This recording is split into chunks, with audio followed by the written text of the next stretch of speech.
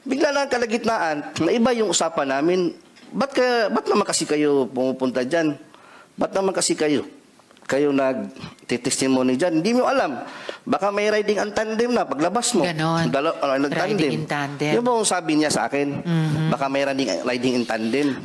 Okay, so yung encounter nyo, yung pag-uusap nyo kay Mr. Canada ay may ganong parang banta na ang dating sa inyo pwede kayong ipapatay dahil binanggit yung riding in tandem. Pati nung tinanong niya sa inyo, yung staff ko, binanggit din yung riding in tandem. Ano yun? Pati staff ko, binabantaan nila? So ngayon, pakinggan naman po natin si Edward Ablaza Masayon. Sir Edward, maaari mo bang ipaalala sa amin? Di ba kayo yung bahagi ng 2nd Signal Battalion ni Quiboloy? Opo, Madam Chair. Okay po. Ano po ba yung 2nd Signal Battalion? Para ba yung private army? Actually po, Madam Chair, ang 2nd Signal Battalion is a legit po na galing sa Philippine Army. Noon po, nag-start yung ni Quiboloy po, yung private army po. Nung panahon pa po ng Task Force Davao, kasi yung unang batch ng Task Force Davao, yung hindi pa ako nakasali doon, meron po mga workers na kasama ko, yung pili lang, sila yung mga unang batch talaga. Okay. Task Force Davao is local lang po ng Davao. Yes. Noong 2015 po, mag-jump out po tayo.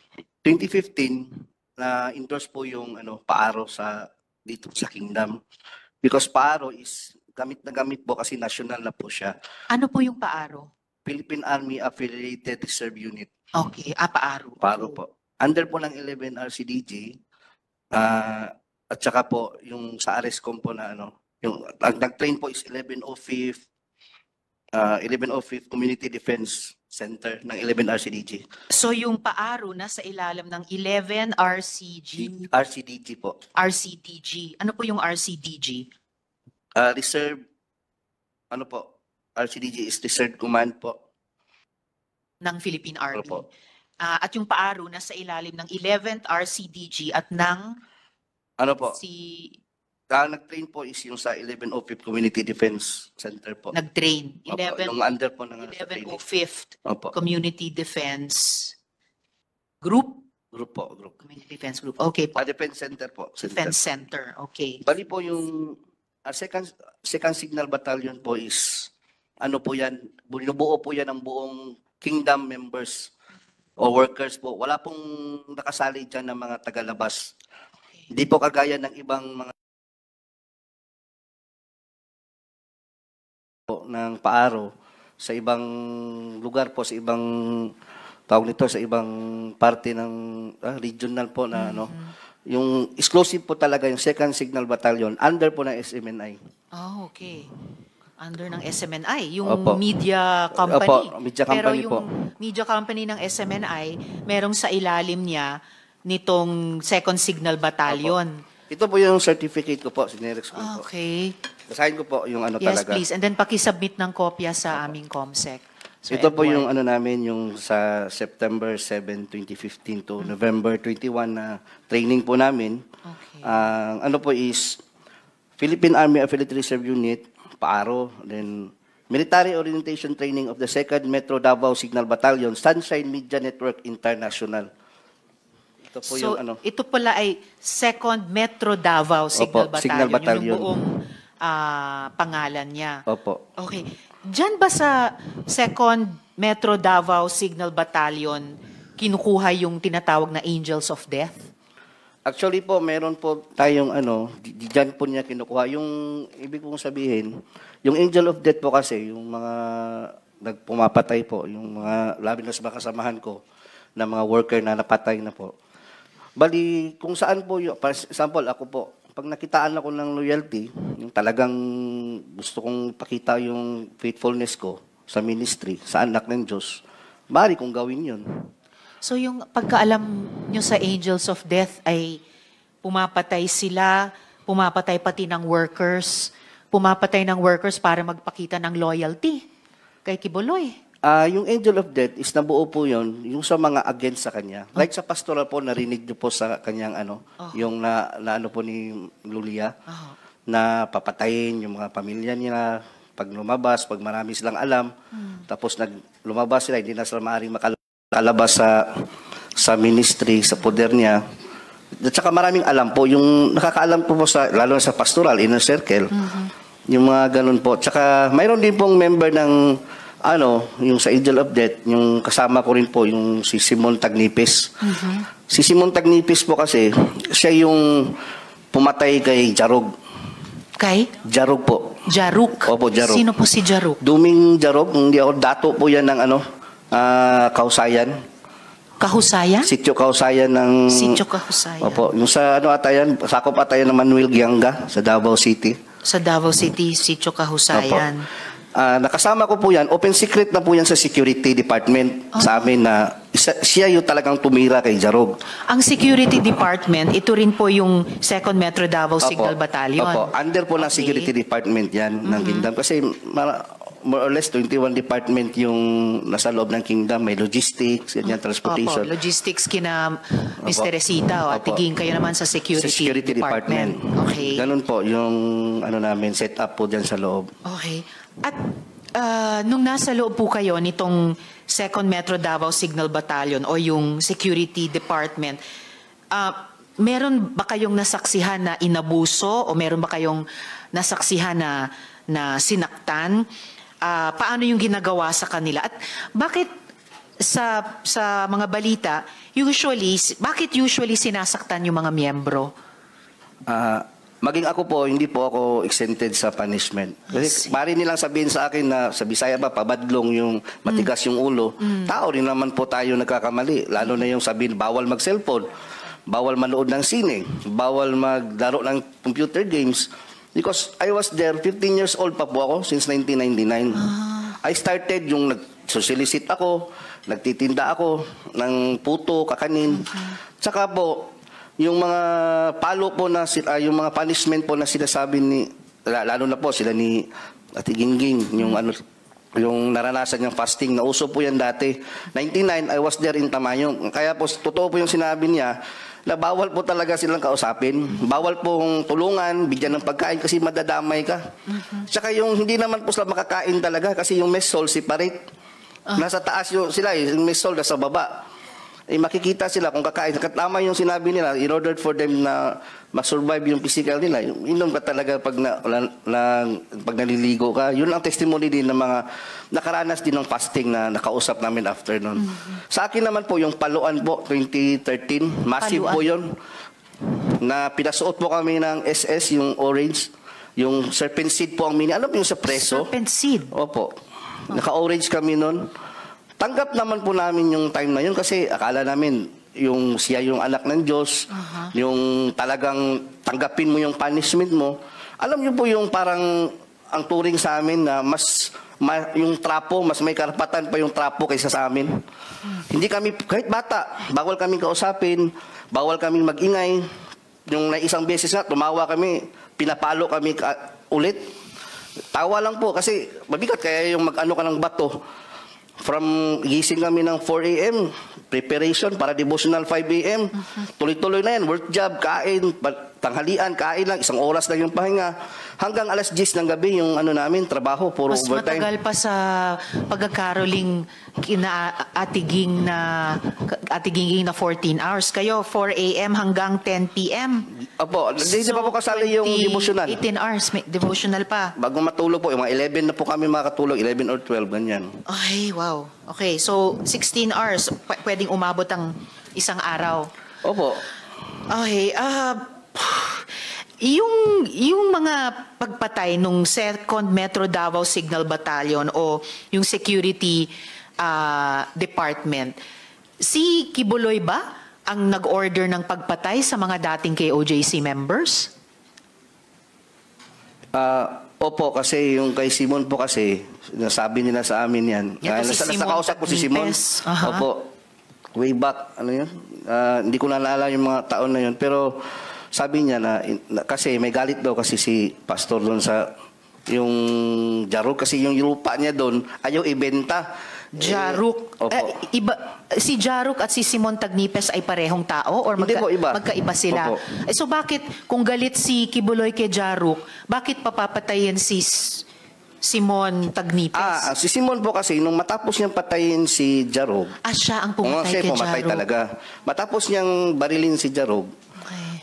nagkasama ko siya sa QGC compound, doon sa Katitipan, na kung saan security din siya. Parang normal lang, parang walang nangyari. Hanggang sa lumabas siya. Yung paglabas niya po, hindi pa siya nagkaroon ng threat kasi nanahimik lang siya nung time na yun. Pero di namin alam bakit few years, ilang taon na, bakit nag-live siya ng Facebook. Against na siya ngayon kay Kibuloy po. Nagdala na siyang Bible, yung against sa doktrina.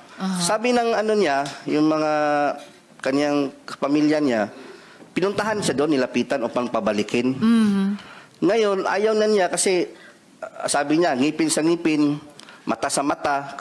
Kumbaga, nakasala siya ng nakakuha siya ng buhay, nakautang siya ng buhay ng tao, kailangan din niya, parang natanggap na niya. Yung pagpatay niya kay Jaruk? Oo, tanggap na niya na may mangyayari din sa kanya.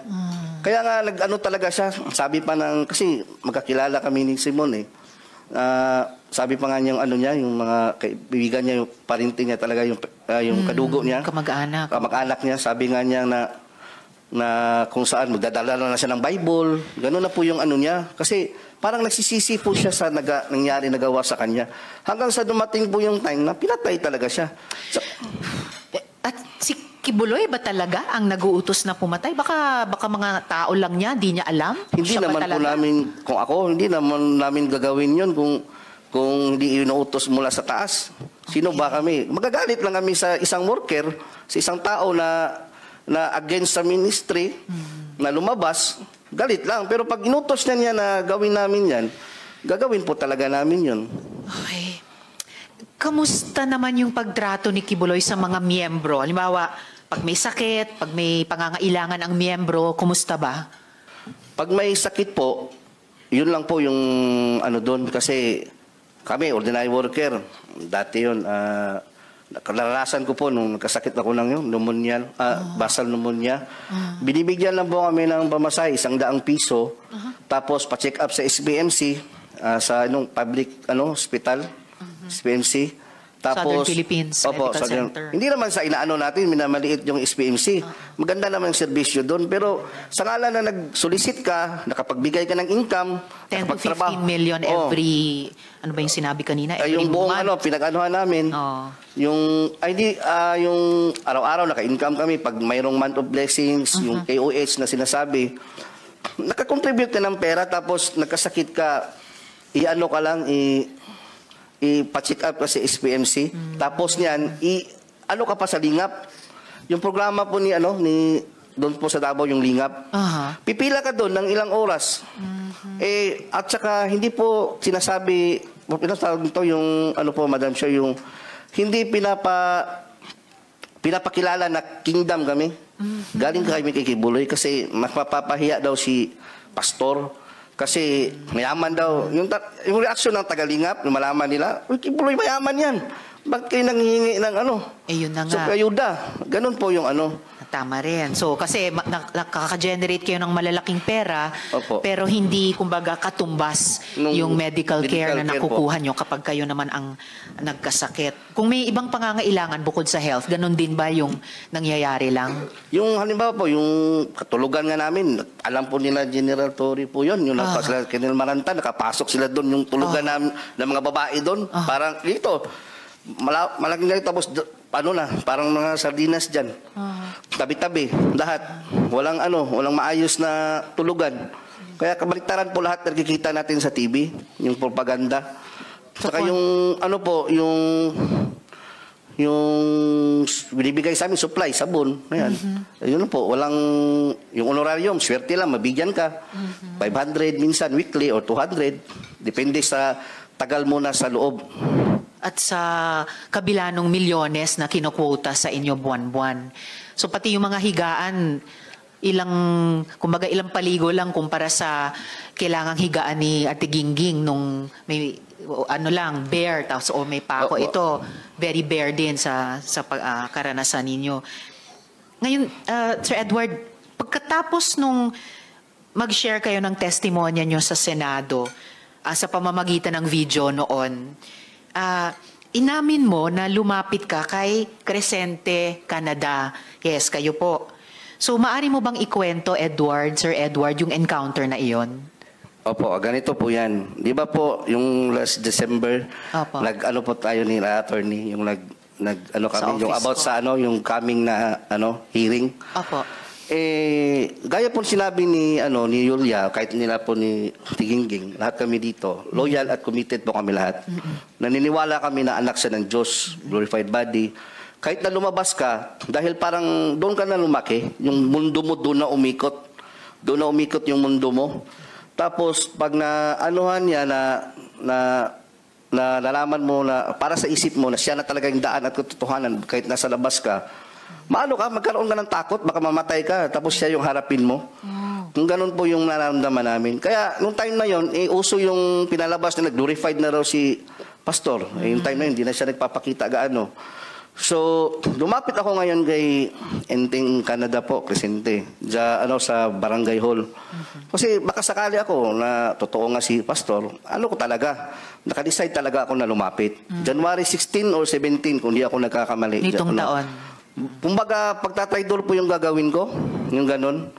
Kasi isusuka ko yung mga contact na staff ninyo. Gagawin ko talaga yon kasi parang na-feel ko na totoo talaga to si Pastor. Parang, Lord, patawad po kung nakakontak ako sa kanila, nila Arlene. Ganun po na-feel ko kasi I've been there for 20 years. Tapos yung, Wow. yung faith mo, alam mo na lumaki ka sa isang relihiyosong pamilya, yung ganun po. Tapos, paglapit ko po nung time na yun, buti na lang, may sinabi si Inteng, bago ko na ibigay, buti na lang, hindi ko na ibigay yung number. Hindi kasi siya nag-ask nung una. Unang ginawa niya, nag-usap kami, fellowship, ang ganda ng fellowship. Ito, ganyan talaga yung sa kingdom, buhay ni Pastor, ganyan. Bigla lang kalagitnaan, naiba yung usapan namin. Ba't naman kasi kayo pumupunta dyan? Ba't naman kasi kayo nag-testimony dyan? Hindi mo alam. Baka may riding in tandem na paglabas mo. Ganon. Riding in tandem. Yung bang sabi niya sa akin, baka may riding in tandem. Ano pang sinabi niya sa iyo? Tapos bukod sa silang bayon riding in daw, tandem? yung silang bayon po, yung military po na namin, yung naka-DS po kay Ibuloy, sabi niya, silang bayon, bago lang may pinatay. Anong pangalan nun? Lambayon po apelido. Lambayon. Parang Dino ata yung pagkakaalam ko. Nilo Lambayon. Dino Lambayon. Opo. So nung sinabi ni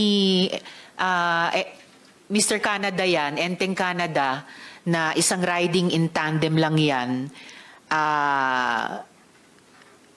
tama ba na tinanong niya sino yung kausap mo sa mga staff ko? At nung binanggit niya yung riding in tandem, kaugnay ng mga staff ko, ano yung pagkaintindi mo sa tanong na yon at sa sinabing iyon? Ang pagkakaintindi ko po, na maaari kaming ipapatay kung papatuloy namin itong ginagawa namin. Kasi pagbanggit niya na silang bayon, doon po ako na medyo na... Kasi silang bayon po kasi, kasama ko yan sa Julo, na nangharas doon sa yung mga native doon, yung mga nakatira sa Julo. Ang mga lumad? Lumad po. Aha. Pumunta nga, yung ebidensya, marami tayong ebidensya. Yung si LJ Lindaan, yung sa JMA, pumunta doon. Yung si dating chief ng Tibungko at Tugbok, si Alcala ba yun na pumunta din sa amin, interview. Ako yung kaharap. Yun po yung mga kasi silang bayon po kasi, nag-alias pa nga siya noon, alias Rico, tapos naka-wig siya. Alias Rico. Oo, nung ginamit niya doon sa Julo.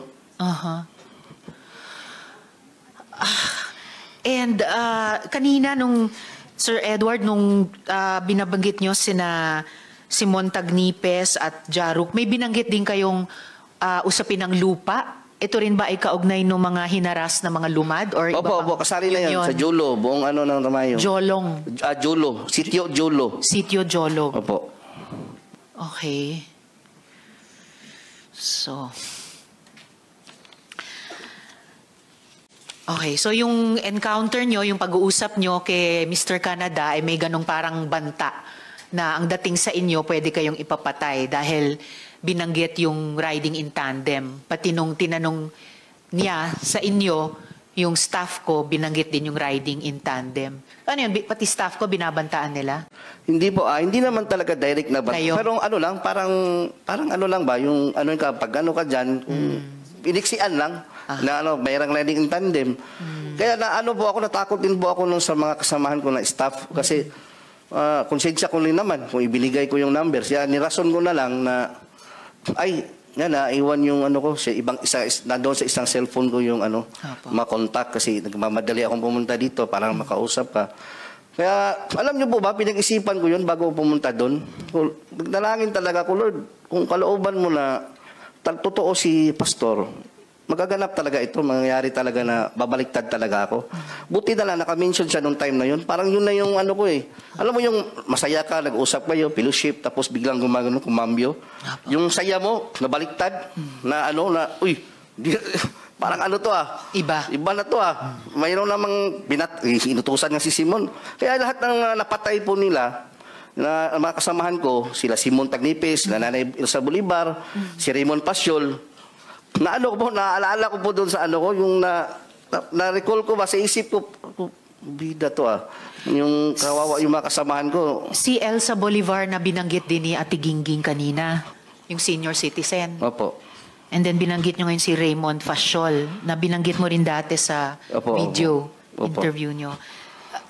Marami ba to? Yung mga pinapapatay, no? Actually, mayroon pa po mga iba dyan na hindi ko po minention. Baka ano na po yung magsabi. Opo. Mga ilan po sa pagkaalam niyo? Kaalam ko po, mayroon pa nga yung pastor under investigation po. Yung isang pastor na ano pa po yung si Disera, yung apelidong Disera. Worker din po yun dati. Member o worker yun siya.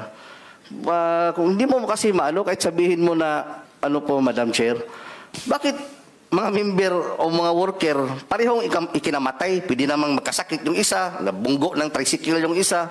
Pwede naman yung, bakit puro baril? So, panay-baril ang, pagbaril ang ikinamatay. Panay puro pagbaril yung yung kinamatay ng mga coincidence talaga. Tapos, kung mag-imbestiga kayo doon sa mayroong pool guy, yung mga ganun po. Okay. So, may mga fall guys pa. Na nahuli. Tapos hindi naman pala yung yung totoo, hindi alam ng pamilya na may nahuli na pala sa sa mga suspect, yung ganun po na sinikreto ng police station. Okay. Alright. Dagan salamat, Edward. Paki-stay on para sa rest ng hearing natin. Oo. Pero magiging mas conscious pa ako sa oras dahil mga kasama, dear colleagues, signal number 2 na po sa labas. Okay. So, Sir Joar, Martinet,